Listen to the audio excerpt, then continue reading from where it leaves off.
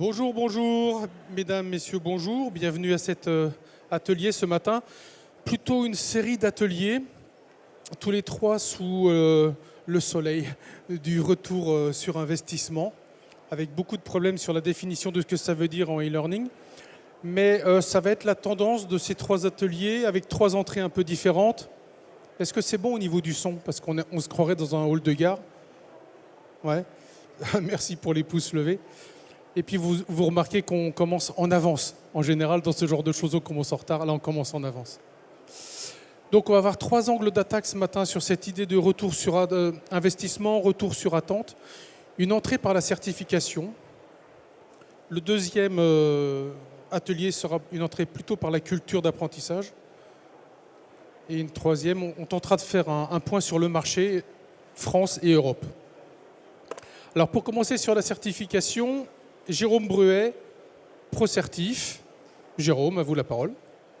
Merci Laurent, bonjour à toutes et tous, ravi de passer ce petit moment avec vous. On va passer une demi-heure ensemble sur un sujet qui est le suivant, je vous l'ai marqué en gros, l'usage de la certification comme clé d'engagement des apprenants.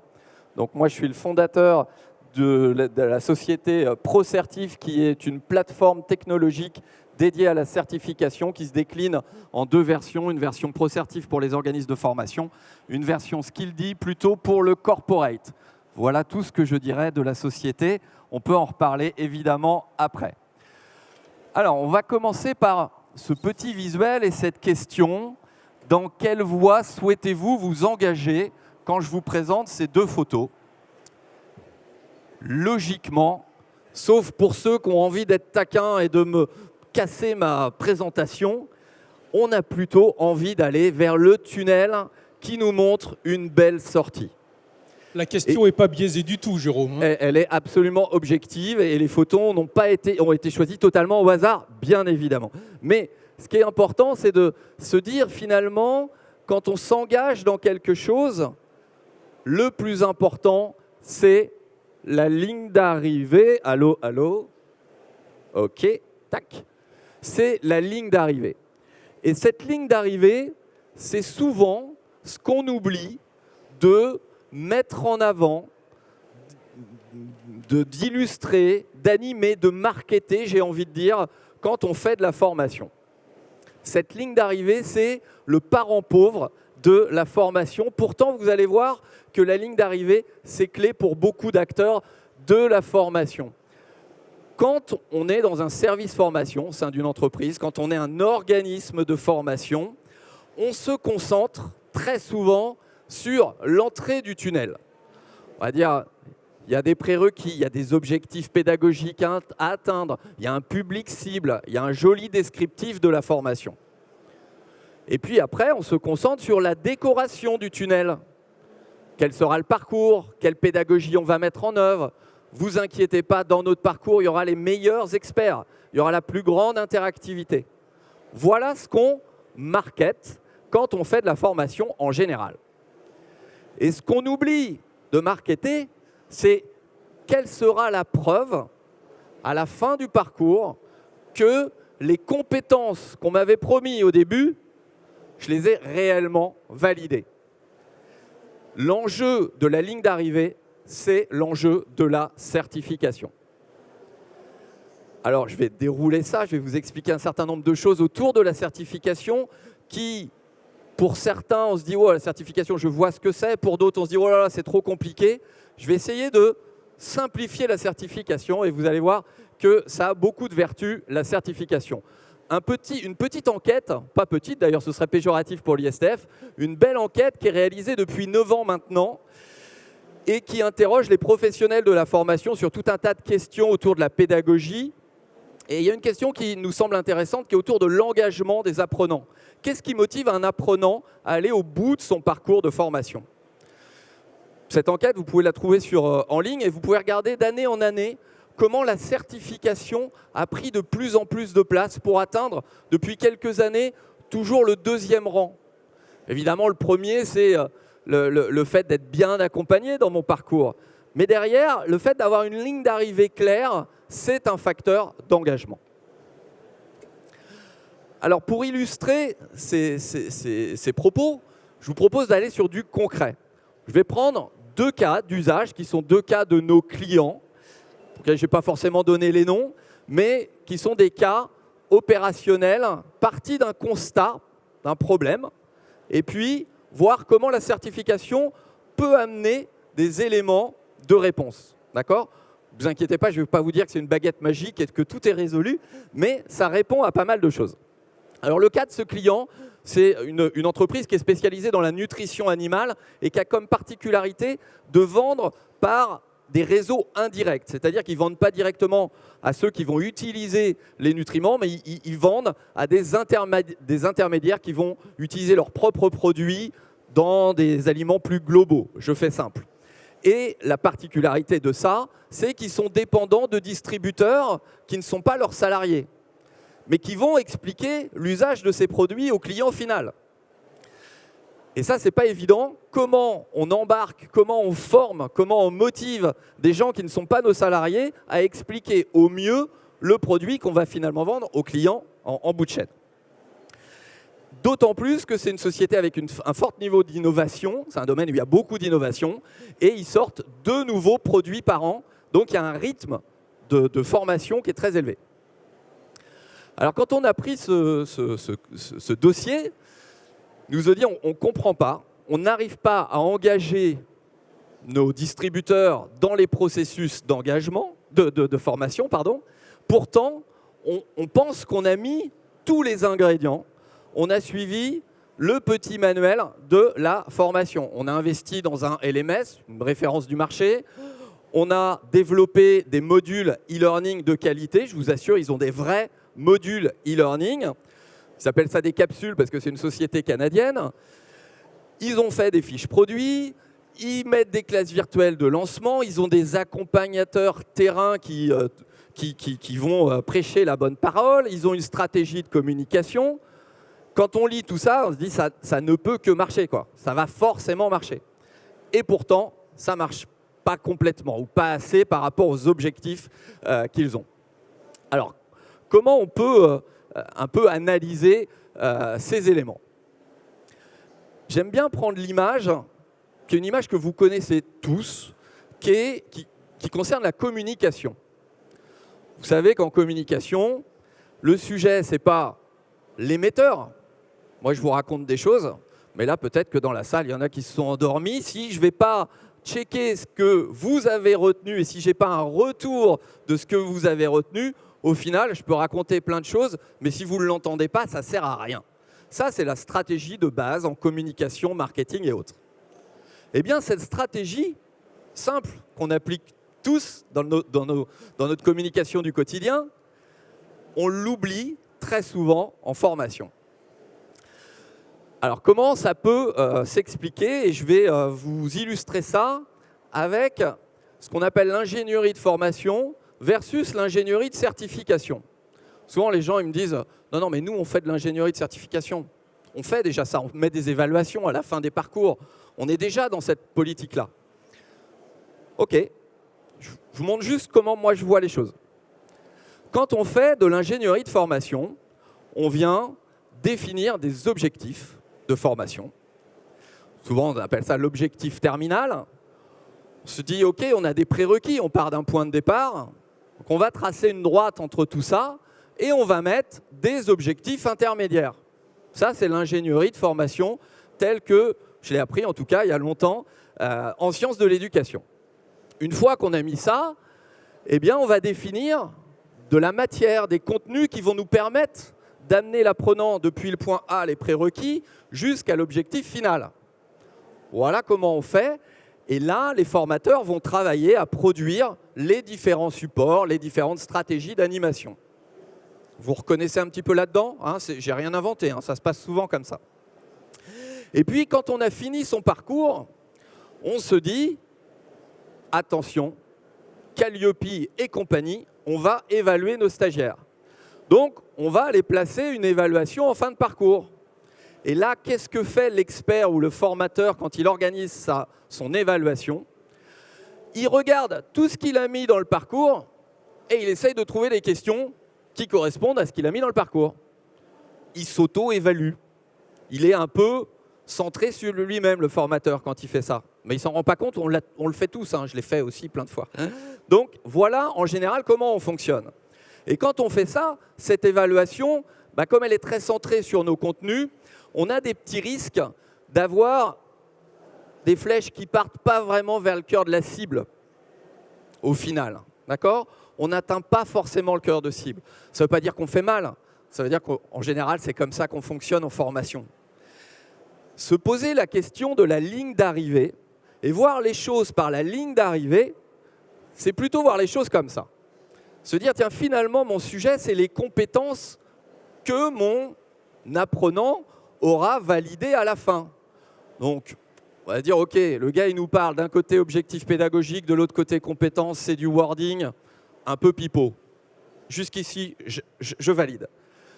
Derrière, je me dis, ces compétences, ce qu'elles viennent valider, c'est une aptitude opérationnelle. C'est quelque chose de concret sur le terrain. C'est dans le cas de mon client, le fait que les distributeurs puissent présenter le produit à leurs propres clients. C'est ça l'aptitude opérationnelle que je veux viser. Et donc, la première étape quand on est en ingénierie de certification, c'est de mettre l'évaluation en tête de liste pour aller valider ces aptitudes opérationnelles. Voir les choses comme ça, inverser le raisonnement comme ça, c'est rentrer dans une stratégie de certification. Une fois qu'on a fait ça, ça devient hyper simple d'aller produire les ressources qui vont permettre, in fine, de valider les compétences opérationnelles. Et le sujet, ce n'est pas le parcours, ce sont les parcours. Parce que quand on regarde la ligne d'arrivée, on se soucie un peu moins des prérequis. Des prérequis, il peut y en avoir différents. Il y en a peut-être qui arriveront avec une expérience de chez un concurrent, qui aura de la valeur, et ils vont peut-être avoir des raccourcis. Piloter la ligne d'arrivée, c'est se gagner un certain nombre de bénéfices. En tout cas, notre client, quand on l'a interviewé, il nous a dit clairement ce qu'on a gagné avec vous, c'est plus de visibilité de l'engagement réel. Avant, on regardait sur le LMS le temps qu'ils avaient passé, s'ils s'étaient connectés, pas connectés, les taux de complétion, etc. Tout ça, c'est super, mais on ne savait rien en faire, en fait. Là, aujourd'hui, on a des vues claires sur qui est certifié sur quoi. D'accord ? Engagement réel. Meilleur pilotage des aptitudes opérationnelles. On sait qui est certifié sur quoi. Donc, on connaît les distributeurs qui maîtrisent le sujet, on connaît les distributeurs qui maîtrisent moins le sujet, voire pas. Et puis, quelque chose qui peut avoir du sens pour chacun d'entre vous si vous travaillez dans des services formation, c'est meilleur rendement de l'effort d'enablement. Alors, enablement, c'est un terme anglais qui veut dire la formation et plus l'accompagnement terrain, etc. Mais finalement, qu'est-ce que ça veut dire ?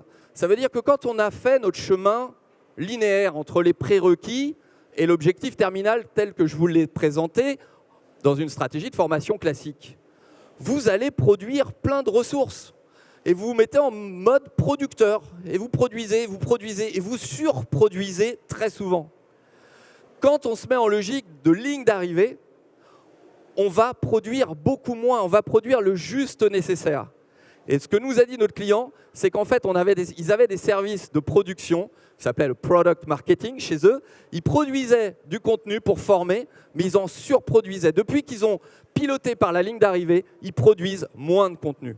Mais ils produisent du contenu plus adapté à l'atteinte de l'objectif. Ça, c'était le premier cas que je voulais vous présenter. Et puis, je vais vous parler d'un deuxième cas. Un autre client qui est dans le secteur de l'énergie, un peu plus de collaborateurs. Là, on parle de collaborateurs directs, mais pour lesquels ils ont du mal à valoriser des expertises techniques. Pourtant, c'est le cœur du métier. 80% des salariés de ce groupe sont des techniciens. Comment aller valoriser cette expertise? Comment aller développer la marque employeur autour de ces métiers? Alors, comment on a appris ça, encore une fois? C'est dit, votre sujet, c'est d'aller créer de la valeur. Qu'est-ce que vous faites aujourd'hui? Aujourd'hui, on forme, là aussi, LMS. On met des évaluations en fin de parcours, logique formation telle que je vous l'ai présentée. On met des tuteurs terrain et on a même fait des référentiels de compétences.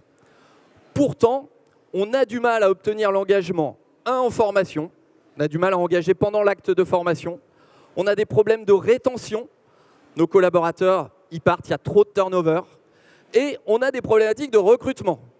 Comment améliorer notre marque employeur? C'est dit sympa, sujet intéressant, venez, on va travailler ensemble. Et là, encore une fois, on a travaillé autour de la certification. Et on leur a expliqué des petites choses comme ça, en représentant ce genre d'image, match de basket, ok? Et on se dit, tiens, imaginez ce match de basket dans lequel la ligne d'arrivée, c'est de marquer des paniers, on est d'accord? Imaginez ce match-là avec le tableau d'affichage, le score et les classements annuels. Imaginez ce championnat comme ça. Le même match, il marque des paniers, mais il n'y a plus d'affichage, il n'y a pas de classement annuel. Ils font les évaluations. Les évaluations, oui, ils ont mis les paniers, les gars, pas de problème.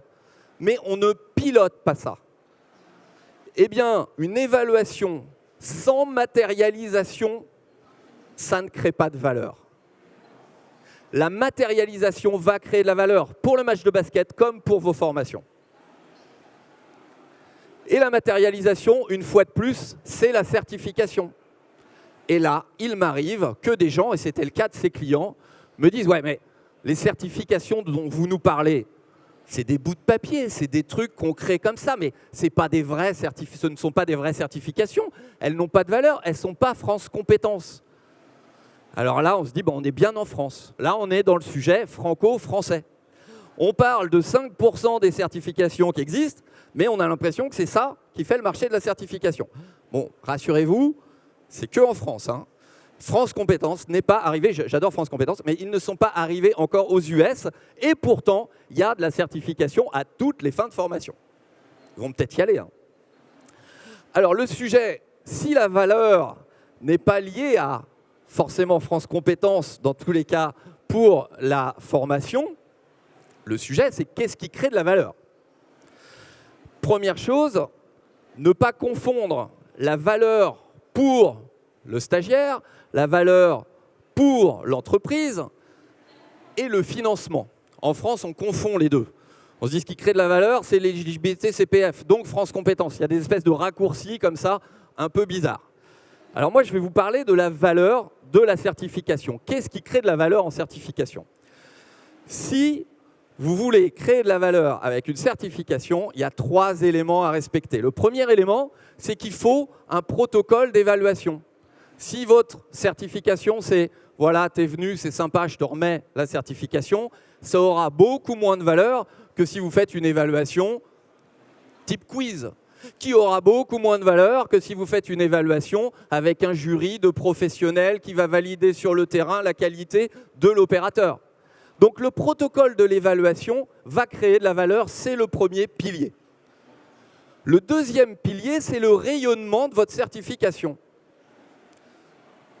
Qu'est-ce qu'a vécu le premier homme sur Terre ou femme, je ne sais pas, qui a reçu le TOEIC? Le premier, il était tout seul à avoir son TOEIC. Vous avez l'impression qu'il avait l'impression d'avoir le Graal? Non, c'était le premier. Par contre, le 10e, le 50e, le 100e, le 1000e et aujourd'hui, c'est le rayonnement d'une certification qui va auto-créer la valeur de la certification. Plus elle rayonne, plus elle a de la valeur. Vous pouvez le lire autrement, moi j'aime bien le lire comme ça. Si vous voulez avoir du rayonnement et de la valeur, commencez tout de suite. Plus vous commencez tôt, plus vous êtes sûr d'avoir de la valeur demain. Et puis, le dernier élément, c'est la sécurisation, la preuve. Si votre certification, c'est un Word que vous avez transformé en PDF, c'est clair qu'en 3 minutes 50, moi je fais PDF to Word, je mets mon nom à la place et j'ai refait mon diplôme. Si vous faites ça avec de l'argent, vous savez que ça dévalorise la monnaie. C'est pareil pour les diplômes.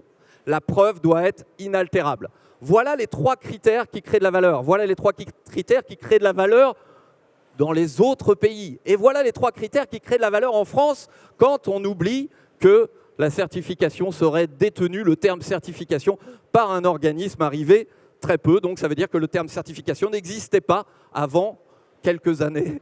D'accord? Donc ce n'est pas le cas. La certification, c'est ça.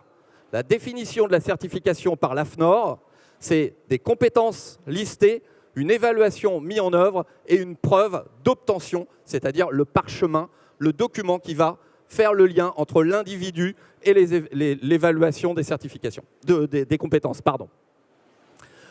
Voilà pour ça. Ça veut dire que valoriser la ligne d'arrivée, quand on a expliqué ça à notre client, qu'il l'a mise en œuvre, qu'est-ce qu'il en a retenu? Au final, plus d'engagement en formation. Pourquoi? Parce que rappelez-vous de l'enquête ISTF, le deuxième critère de l'engagement, c'est l'obtention d'une certification. Sachez que dans notre système, sur ProCertif, toutes les personnes qui reçoivent une certification ont un bouton magique, ils cliquent dessus, ça va mettre dans LinkedIn, dans Facebook, dans les réseaux sociaux. Sachez que 47% de toute notre base va publier sur les réseaux sociaux, quasiment 1 sur 2. Si on se dit qu'1 sur 2 publie sa certification, c'est qu'il considère que ça a de la valeur pour lui, parce que sinon il n'irait pas la mettre en avant. Donc ça crée de la valeur pour l'apprenant.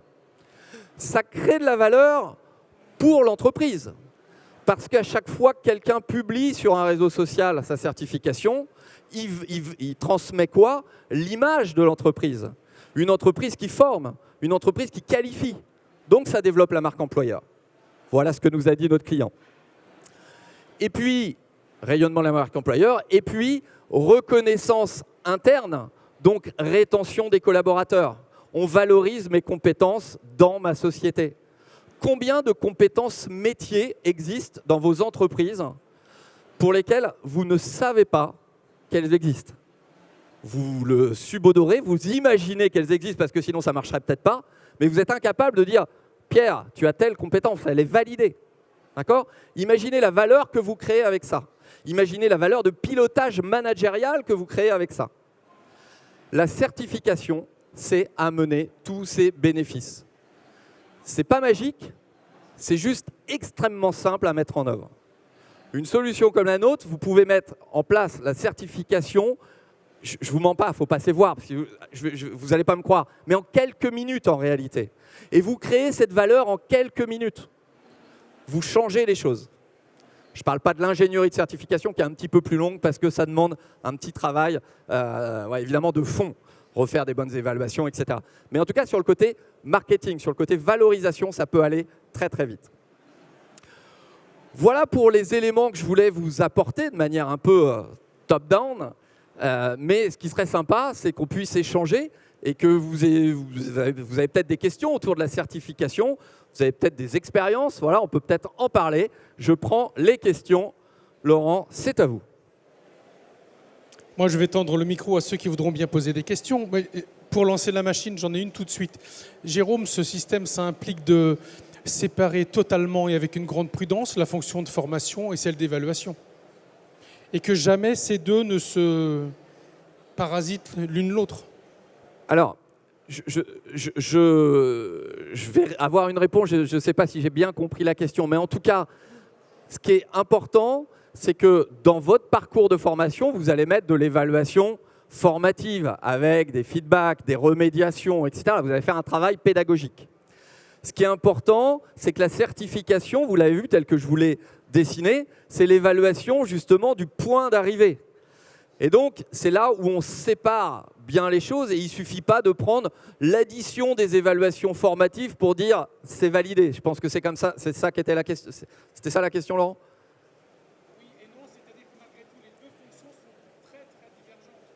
Alors, les fonctions sont complémentaires. Elles ne sont pas forcément divergentes, mais elles sont complémentaires. C'est un nouvel acteur sur le marché qui aujourd'hui n'existe pas. Alors, personne n'a entendu la question, mais allez-y, vous avez une question. Et donc, ça implique un nouvel acteur sur le marché qui aujourd'hui n'existe pas, sauf...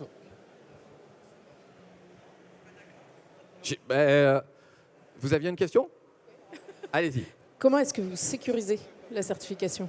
Comment est-ce qu'on sécurise les certifications? Alors, la question, on va parler en termes informatiques, c'est-à-dire comment on s'assure qu'une certification qu'a reçue un collaborateur, un stagiaire dans un organisme de formation, puisse être une vraie preuve. Par rapport à ça, on va, en fait, nous, notre métier, c'est d'aller injecter les compétences et les individus, les compétences associées à des individus, dans des coffres forts. On a plusieurs coffres forts. On a un premier coffre-fort qui est la blockchain. On vient injecter les données dans la blockchain. Donc ça vient sécuriser de manière pérenne les données. Deuxième outil informatique, on vient sécuriser dans ce qu'on appelle les open badges, qui est une norme de sécurisation. Et puis, plus important sans doute encore que ces deux-là, on vient sécuriser dans des coffres-forts nationaux. En France, c'est la Caisse des dépôts qui vient consolider les données des compétences du monde, enfin des citoyens. C'est un projet qui est lancé, qui a commencé il y a quelques années. Eh bien, on vient dedans. Et puis, il y a la même chose au niveau européen. On est en train de rentrer dedans. Et puis, par pays, il y existe des expériences similaires, mais ça vous intéresse peut-être moins dans les autres pays. Est-ce que ça répond à votre question? Est-ce que ça répond à votre question? C'est à vous que je parle. Est-ce que ça répond à votre question? Oui. Merci. Tenez, madame, lancez la polémique, allez-y. Non, c'était juste que le fait que ce soit complémentaire, moi je trouve que la formation peut, si on sait ce sur quoi il doit être certifié, on peut aussi construire les formations pour que la formation nourrisse et que la personne puisse être certifiée. Du coup, avec les éléments demandés. Et du coup, c'est pas une formation qui sert à rien, c'est la formation qui nourrit une compétence qu'on veut acquérir. C'est exactement ça. Ça amène de la valeur à la formation. Il n'y a aucune opposition entre certification et formation. C'est une vraie complémentarité. C'est au contraire, c'est mettre de l'emphase sur les formations, la certification. Une question juste devant, Laurent.